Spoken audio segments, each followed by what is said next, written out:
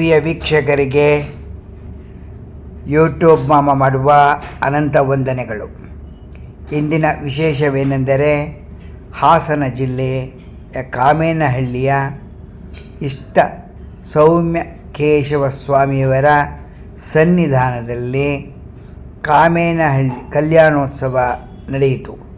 ಈ ಸಂದರ್ಭದಲ್ಲಿ ಕಾಮೇನಹಳ್ಳಿಯ ವಸುಮತಿ ಜಗನ್ನಾಥ್ ಮತ್ತು ಬೆಂಗಳೂರಿನಲ್ಲಿ RPC ಲೇಔಟ್ ಮುಕುಂದ ಅಯ್ಯಂಗಾರ್ ಬೇಕರಿಯ ಲಕ್ಷ್ಮೀ ಸಂಪತ್ ಕುಮಾರನ್ ಮತ್ತು ಅವರ ಕುಟುಂಬದವರು ಎಲ್ಲರಿಗೂ ಕಲ್ಯಾಣೋತ್ಸವಕ್ಕೆ ಸ್ವಾಗತವನ್ನು ವಿಡಿಯೋ ಮೂಲಕ ಕೋರುತ್ತಿದ್ದಾರೆ.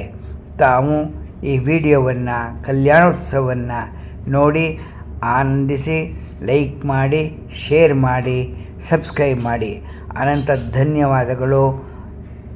ವಸುಮತಿ ಜಗನ್ನಾಥ್ ಮತ್ತು ಲಕ್ಷ್ಮೀ ಸಂಪತ್ ಕುಮಾರನ್ ಕುಟುಂಬದವರಿಂದ ಮತ್ತು ಅವರ ತಮ್ಮನ್ ಸಂಪತ್ ಕುಮಾರನ್ ಅವರ ತಮ್ಮಂದರಾದಂತಹ KV ಶ್ರೀಧರ್ ಸಹ ಅವರ ಅಣ್ಣನ ಮಕ್ಕಳು ಎಲ್ಲರೂ ಸಹ ತಮಗೆ ಶುಭವನ್ನು ಕೋರ್ತಾ ಇದ್ದಾರೆ, ಸ್ವಾಗತವನ್ನು ಕೋರ್ತಾ ಇದ್ದಾರೆ.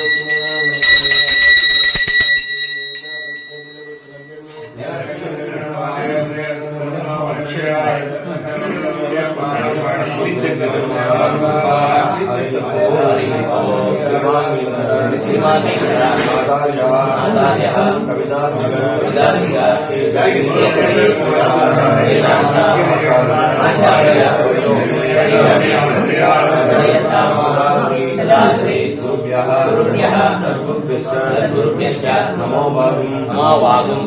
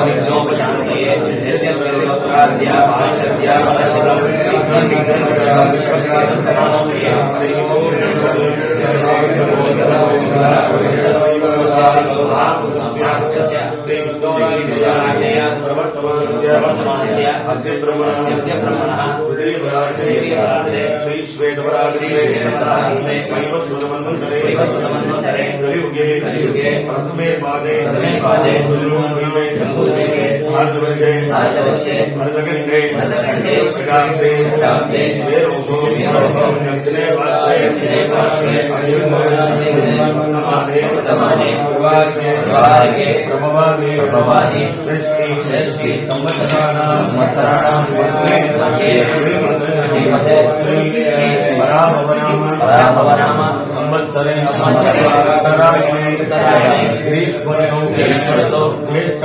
ज्येष्ठमासे शुक्लपक्षे शुभदिनौ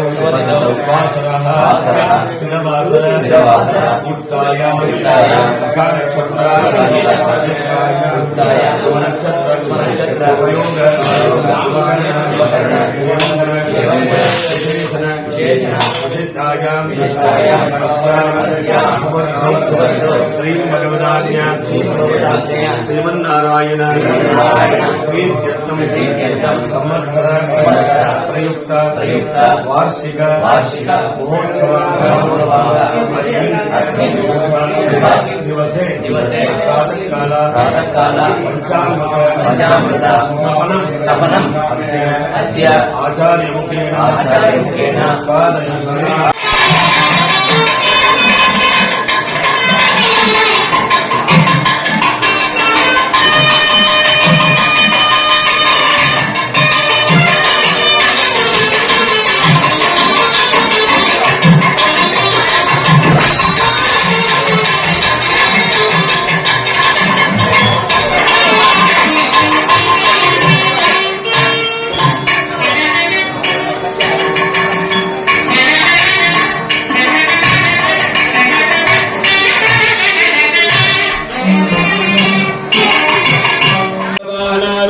नीलकण्ठाय प्रपन्नपारिजाताय श्रीष्टकाम्य केशवपरब्रह्मणे वराय चतुर्वेदशाखाध्यायिनी सौभाग्य विश्वम्भरी निराकार साकार आकार त्रयालशय्य प्रपदान्विता सौभाग्य गोत्रोद्भवा विश्वम्भर वर्मणोनत्री चतुर्वेदशाखाध्यायिनी सौभाग्य विश्वम्भरी निराकार साकार आकार त्रयालशय्य प्रपदान्विता सौभाग्य गोत्रोद्भवा रत्नाकर वर्मणः पौत्री चतुर्वेदशाखाध्यायिनी सौभाग्य विश्वम्भरी निराकार साकार आकार त्रयालशय्य प्रपदान्विता सौभाग्य गोत्रोद्भवा क्षीरार्णववर्मणः पुत्री चतुर्वेदशाखाध्यायिनी सौभाग्य विश्वम्भरी निराकार साकार आकार त्रयालशय्य प्रपदान्विता सौभाग्य गोत्रोद्भवा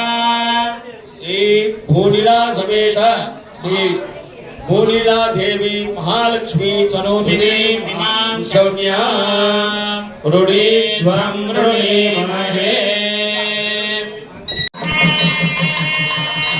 सम्पन्नां सर्वाभरणभूषिता दास्यामि दुग्धं ब्रह्मलोकजिगीषया कन्ये ममाक्रतो भूयात् कन्ये मे देवि पार्श्वयोः कन्ये मे वरदतो भूयात् मोक्षमाप्नुयात् विश्वम्भराः पञ्चभूताः साक्षिणः सर्वदेवताः मां कन्यां प्रदास्यामि पितॄणां तारणाय फलरूपिणी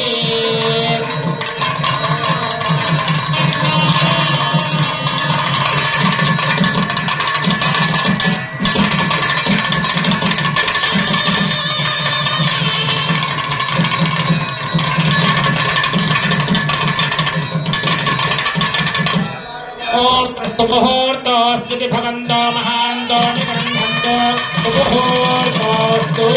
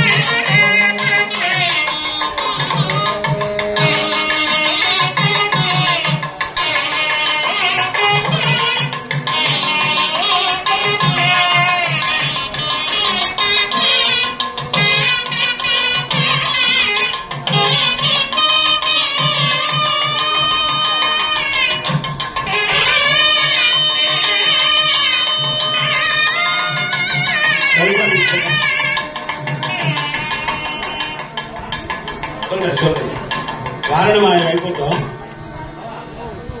శ్రీకాంతాకుజగుంగమవిదగస్తూర్మోనానాం విధిః పూర్వాచార్య కృపాపయోధనికరైः శ్రీపాంచరాత్రాగమైः విశ్వక్సేన విభీషణ ప్రభృతిభిర్దేవైः సదా సేవితः పాయాన్న భగవాన్ పురాణ పురుషः కుర్యాత్ సదా మంగళం సావధాన సుముహూర్తా సావధాన శ్రీలక్ష్మీనారాయణ ధ్యాన సావధాన శ్రీలక్ష్మీ కమలాలయా వసుమతోత్తమైః ప్రతిదినం సంసేవ్యమానో హరిః పాయాన్నో భగవాన్ పురాణ పురుషः కుర్యాత్ సదా మంగళం సావధాన సుముహూర్తా సావధాన శ్రీలక్ష్మీనారాయణ ధ్యాన సావధాన వేదవ్యాస పరాశ కౌశిక ముఖ ప్రహ్లాద రుక్మౌంగదౌ విశ్వక్సేన విభీషణశ్చ హనుమాన్ శ్రీవైనతేయాదయః ఏతైర్భాగవతోత్తమైరమత్యనికరైः సంసేవ్యమానः సదా పాయాన్న భగవాన్ పురాణ పురుషः కుర్యాత్ సదా మంగళం సావధాన సుముహూర్తా సావధాన శ్రీలక్ష్మీనారాయణ ధ్యాన సావధాన ప్రసాదధ్వజ సౌధ మండప మహాసౌవర్ణ పీఠోన్నత ప్రాకారాంతర హేమరత్నరుచిభిర్జాజ్వాల్యమానో హరిః నిత్యం నిత్యమహోత్సవం బహువిధం మాసం చ పక్షోత్సవం పాయాన్నో భగవాన్ పురాణ పురుషः కుర్యాత్ సదా మంగళం సావధాన సుముహూర్తా సావధాన శ్రీలక్ష్మీనారాయణ ధ్యాన సావధాన వీణకక్షపసుకరో నరముఖః కుచ్చో మహాభార్గవో రామో యాదవనాయకో హరధరః కృష్ణశ్చ కల్క్యాదయః లోకానాం హితకారణాయ జనితో దేవో జగద్రక్షः పాయాన్న భగవాన్ పురాణ పురుషः కుర్యాత్ సదా మంగళం సావధాన సుముహూర్తా సావధాన శ్రీలక్ష్మీనారాయణ ధ్యాన సావధాన వాద్యం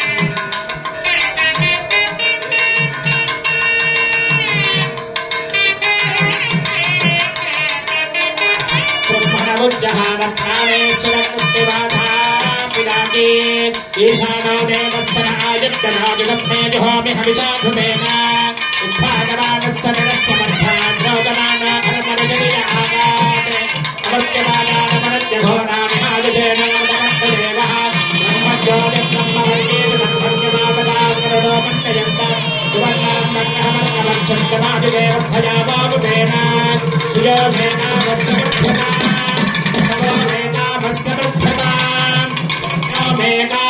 वृद्ध्यताम् श्रियल्लक्ष्मीमौपलामम्बिकाङ्गाम् दृष्टीम् जयामिन्नधेने तदाहुः ताम् विद्याम् ब्रह्मयोनिकुन्दलोपामिहादिने दर्पया वागुतेन दाक्षायन्यः सर्वयोन्यस्य योन्यः सहस्रजो विश्वरूपा विरूपाः तथो नमस्य पतयस्य योच्छाजसेनागतपदन्यसन्तान् विद्याया बहुरूपा पुराणायच्छदा न प्रमत्सन्त वीरान् तेभ्यो जुहोमि बहुधा कुतेनान् प्रजागुण्डीरजापोतवीरान् सुयो मेकामस्समर्थताम् यज्ञो मेकामस्समर्थताम् एकः पुरस्ताद्दीदम् बभूवजतो बभूव भुवनस्य गोपाः यदभेद भुवनगौधाम् परादेधनाः विरमतिनिहादसे पुदेवः वसान्नप्राणादित्यान् मरुतोधवाध्यान् भोन्यस्यान् गन्धर्वानुच्चमित्रोच्च विश्वान् भ्रुवान् सत्तानस्यान् विरतोधवनदान् भुवनम् भुत्वा दाविष्यानि हजावधश्वरे वेष्टात्मन्नान्तमः शर्म यत्तनहन्य तमे धारावगच्छमवत्सन्तस्मते अक्षिणा सुयो मेनामस्समर्थताम् नमो मेनामस्समर्थताम् अज्ञो मेनामस्समर्थताम् अक्षतारोपणमुहूर्तस्तु मुहूर्तोऽस्तु विभवन्तो महान्तो न गृह्णन्तो सुमुहूर्तोऽस्तु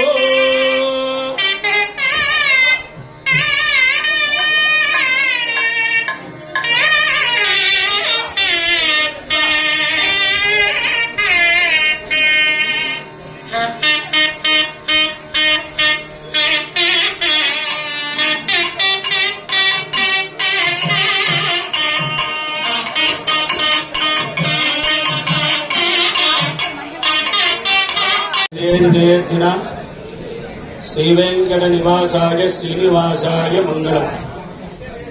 ಇಷ್ಟೊಂದು ಪಾಪ ನಿಶಬ್ದವಾಗಿ ಕೂತ್ಕೊಂಡಿದ್ದಕ್ಕೆ ಒಂದು ಥ್ಯಾಂಕ್ಸ್ ಹೇಳ್ಬಿಡ್ತೀನಿ ಫಸ್ಟ್.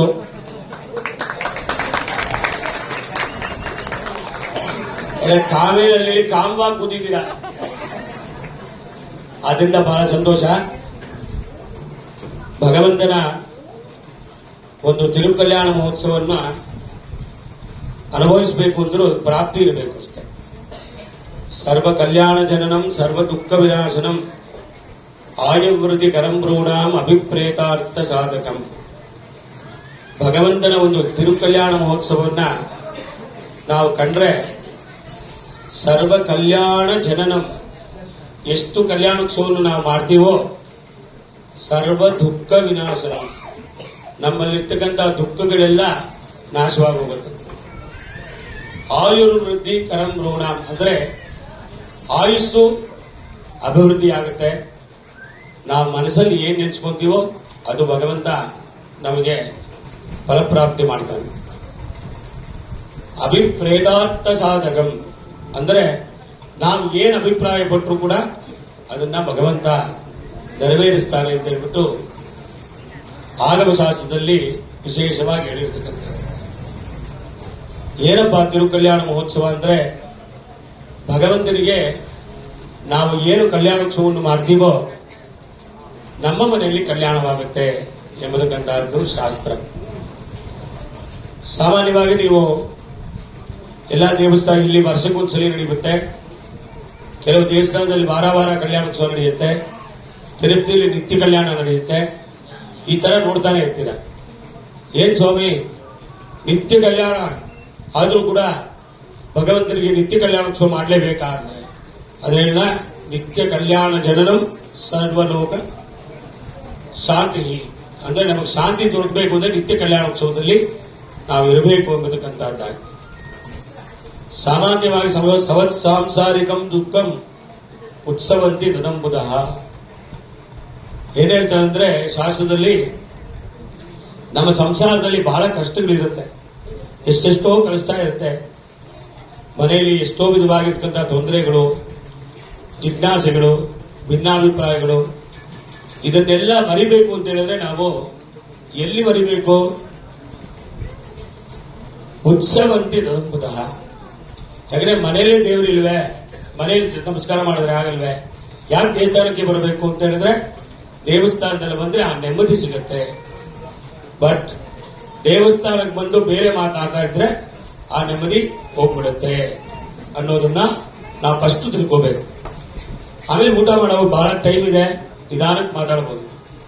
ಆದ್ರೆ ಕಲ್ಯಾಣೋತ್ಸವದಲ್ಲಿ ಬಂದು ನಾವು ಶ್ರದ್ಧೆಯಿಂದ ಆ ಭಗವಂತನ ಒಂದು ತಿರುಕಲ್ಯಾಣ ಮಹೋತ್ಸವವನ್ನು ನಾವು ನೋಡಿದ್ದೆ ಆದರೆ, ಶ್ರವಣ ಮಾಡಿದ್ದೆ ಆದರೆ ನಮಗೆ ಪೂರ್ಣವಾಗಿರ್ತಕ್ಕಂಥ ಒಂದು ಫಲ ಪ್ರಾಪ್ತಿಯಾಗುತ್ತೆ. ಸಾಮಾನ್ಯವಾಗಿ ಈ ಕಡೆ ಎಲ್ಲ ಹಳ್ಳಿಗಳಲ್ಲೂ ಸಹ ವಿಶೇಷವಾಗಿರ್ತಕ್ಕಂಥ ಒಂದು ದೇವಸ್ಥಾನಗಳಿದೆ. ಆ ಕಡೆ ಅಷ್ಟು ಗ್ರಾಮ, ಈ ಕಡೆ ಅಷ್ಟು ಗ್ರಾಮ, ಬಹಳ ಚೆನ್ನಾಗಿ ನೀವೆಲ್ಲ ಮೈಂಟೈನ್ ಮಾಡ್ಕೊಂಡು ಬರ್ತಾ ಇದ್ದೀರ. ಅದರಲ್ಲಿ ಸುಮಾರು ನಾನು ಒಂದು 25-30 ವರ್ಷದಿಂದ ಮೊದಲು ರಾಮಕೃಷ್ಣ ಹೆಂಗಾರ್ ಅಂತ ಇದ್ರು. ಅವರು ರಾಮನಾಥಪುರದಲ್ಲಿ ಪ್ರಪ್ರಥಮವಾಗಿ ಸೋಮಾಸಿಯಾಂಡ್ ಅನ್ನೋ ಒಂದು ವಿಗ್ರಹವನ್ನ ಪ್ರತಿಷ್ಠೆ ಮಾಡಬೇಕಾದ್ರೆ ನನ್ನನ್ನು ಫಸ್ಟ್ ಅವರೇ ಕರ್ಕೊಂಡ್ ಬಂದಿದ್ದು ಈ ಕಡೆ. ಅದಾದ್ಮೇಲೆ ಮಗ್ಗೆ, ಅದಾದ್ಮೇಲೆ ಕಣಿಯಾರಾದ್ಮೇಲೆ ರಾಮನಾಥಪುರ, ರಾಮನಾಥಪುರವೇ. ಅದಾದ್ಮೇಲೆ ನಮ್ಮ ಶ್ರೀಧರ್ ಸ್ವಾಮಿಗಳು ಬಿಡದಿರ ಇಲ್ಲಿ ಕರ್ಕೊಂಡ್ಬಂದು ಈ ಕಡೆ ಪ್ರಾಂತಕ್ಕೆ. ಆ ಕಡೆನೇ ಹೋಗ್ತಾ ಇದ್ದೆ ನಾನು, ಈ ಕಡೆ ಬರ್ತಾ ಇರಲಿಲ್ಲ, ಈ ಕಡೆ ಕರ್ಕೊಂಡ್ಬಂದು. ಸುಮಾರು 7 ವರ್ಷಗಳ ಹಿಂದೆ ನಮ್ಮ ಇಷ್ಟಗಾಮ್ಯ ಕೇಶವ ಬಹಳ ವಿಜೃಂಭಣೆಯಿಂದ ಈ ಒಂದು ಪ್ರತಿಷ್ಠಾಪನಾ ಮಹೋತ್ಸವನ್ನ ನಡೆಸಿಕೊಂಡ. ಏನಪ್ಪ ಆಶ್ಚರ್ಯ ಅಂತ ಹೇಳಿದ್ರೆ, ನಾನು ನೋಡಿದಂಗೆ ಗ್ರಾಮಾಂತರಗಳಲ್ಲಿ ಈ ಗ್ರಾಮದಲ್ಲಿ ಕೇವಲ 10 ಕುಡಿಗಳು ಮಾತ್ರ ಇದೆ. ಸುತ್ತೂರು ನೋಡಿದ್ರೆ ಒಂದು 15 ಜನ ಬ್ರಾಹ್ಮಣ ಕುಟುಂಬ ಇರೋದು, ಬೇರೆ ಎಲ್ಲ ಬಹಳ ಕಮ್ಮಿ. ಬೇರೆ ಗ್ರಾಮಗಳಲ್ಲಿ ಬಹಳ ಜನ ಇದ್ದಾರೆ. ಇಲ್ಲಿ ಪಕ್ಕದಲ್ಲಿ ಬಯಲಲ್ಲಿ ಇರೋದು ಹೇಳಬೇಡಿ, ವಿಶ್ವದಲ್ಲಿ ಎಲ್ಲಾ ಕಡೆನೂ ಇದ್ದಾರೆ, ಬೆಳೆದ್ಬಿಟ್ಟಿದ್ದಾರೆ. ಅದೇ ನಮ್ಮ ಕಾವೇರಿಯಲ್ಲಿ ಬಹಳ ಜನ ಕಮ್ಮಿ ಇದ್ದು ಈ ದೇವಸ್ಥಾನ ಇಷ್ಟು ಚೆನ್ನಾಗಿ ಅಭಿವೃದ್ಧಿ ಆಗ್ತಾ ಇದೆ ಅಂತ ಹೇಳಿದ್ರೆ ಆ 10 ಜನದ ಒಂದು ಶ್ರಮ ಬಹಳ ಇದೆ ಅಂತ ನನಗೆ ತೋರ್ತಾ ಇದೆ.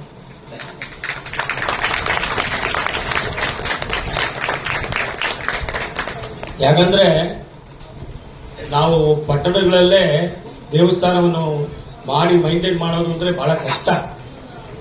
ಅಂತದ್ರಲ್ಲಿ ಈ ಕುಗ್ರಾಮಕ್ಕೆ ಬಂದು ಇಲ್ಲಿ ಒಂದು ದೇವಸ್ಥಾನವನ್ನು ನಿರ್ಮಾಣ ಮಾಡಿ, ಅತಿ ಶ್ರದ್ಧೆ ನಿರ್ಮಾಣ ಮಾಡೋದೇ ಒಂದಲ್ಲ, ನಿತ್ಯ ಆರಾಧನಾ ಅದು ಬಹಳ ಮುಖ್ಯ. ಅದಕ್ಕೆ ವ್ಯವಸ್ಥೆ ಮಾಡಿಕೊಂಡು ಪ್ರತಿ ವರ್ಷನೂ ಈ ವಾರ್ಷಿಕ ಮಹೋತ್ಸವವನ್ನ ಬಹಳ ವಿಜೃಂಭಣೆಯಿಂದ ಮಾಡ್ತಾ ಬರ್ತಾ ಇರ್ತಕ್ಕಂಥ ಇಲ್ಲಿ ಯಾರ್ಯಾರು ಸೇವೆ ಮಾಡ್ತಾ ಇದ್ದೀರೋ ಅವ್ರಿಗೆಲ್ಲರಿಗೂ ಭಗವಂತ ಬಹಳ ಇನ್ನೂ ಉನ್ನತ ಮಟ್ಟದ ಶಕ್ತಿ ಕೊಡ್ಲಿ ಅಂತ ಹೇಳ್ಬಿಟ್ಟು ಅವ್ರನ್ನ ನಾವೆಲ್ಲ ಸೇರಿ ಭಗವಂತನನ್ನ ಪ್ರಾರ್ಥನೆ ಮಾಡುವ. ಸಾಮಾನ್ಯವಾಗಿ ಒಂದು ದೇವಸ್ಥಾನ ನಿರ್ಮಾಣ ಆದ್ಮೇಲೆ ಅದಕ್ಕೆ ಆಗಮ ಶಾಸ್ತ್ರದಲ್ಲಿ ಬಹಳ ವಿಶೇಷವಾಗಿರ್ತಕ್ಕಂಥ ಪ್ರಾಶಸ್ತ್ಯವನ್ನು ಕೊಡ್ತಾರೆ. ಯಾವಾಗಪ್ಪ ಪರಿಪೂರ್ಣವಾಗಿರ್ತಕ್ಕಂಥ ದೇವಸ್ಥಾನ ಆಯಿತು ಅಂತ ಹೇಳಿದ್ರೆ, ಗರ್ಭಮಂದಿರ, ಸುಖನಾಸಿಕ, ಸೋಪಿಕಾಂತರಾಳ, ಮಧ್ಯರಂಗ, ಮಹದಾಸ್ಥಾನ, ಗೋಪುರ, ಪ್ರಾಕಾರ, ಪಚನಾಲಯ ಇಷ್ಟು ಇರಬೇಕಂತೆ ಒಂದು ದೇವಸ್ಥಾನ. ಇಲ್ಲಿ ಗರ್ಭಗೃಹ ಇದೆ, ಸುಖನಾಸಿಕ ಇದೆ, ಮಧ್ಯರಂಗ ಇದೆ, ಪ್ರಾಕಾರ ಇದೆ, ಪಚನಾಲಯ ಅಂದ್ರೆ ನಮಗೆ ದೇವರಿಗೆ ನಿವೇದನ ಮಾಡೋಕೆ ಮಡಪಳ್ಳಿ ಇದೆ, ಯಾಗ ಮಾಡೋಕೆ ಈ ಕಡೆ ಹೋಮಕ್ಕೆ ಅಂತಲೇ ಒಂದು ಜಾಗವನ್ನು ಸಹ ಇಲ್ಲಿ ಕಟ್ಟಿದ್ದಾರೆ. ಇನ್ನು 2 ಬಾಕಿ ಇದೆ. ಏನಪ್ಪಾ ಅಂತ ಹೇಳಿದ್ರೆ ಭಗವಂತನಿಗೆ ರಾಜದ್ವಾರ ಗೋಪುರ. ಈ ರಾಜದ್ವಾರ ಗೋಪುರ ಬಹಳ ಮುಖ್ಯವಾಗಿರ್ತಕ್ಕಂಥದ್ದು.